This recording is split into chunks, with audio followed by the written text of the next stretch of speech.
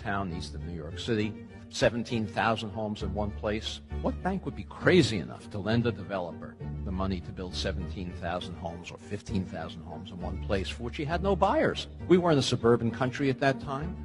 People thought the whole idea was lunacy. Who's going to want to live in a single-family home when they can live in the city instead? Any of these developers, the only way they could get the capital to build these giant subdivisions was by going to the Federal Housing Administration, submitting their plans for the development, for approval of the construction materials they were going to use, the architectural design, the layout of the streets in the subdivision, and an explicit commitment not to sell a home to an African American, required by the Federal Housing Administration.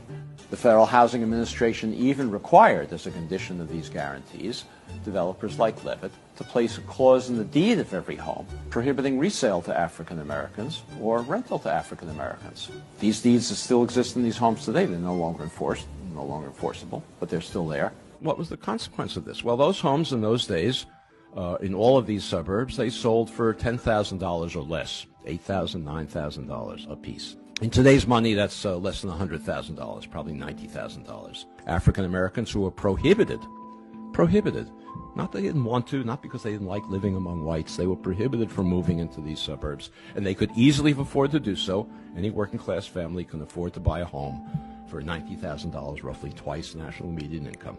Those homes and developments like that now sell for $300,000, $400,000, $500,000 and more.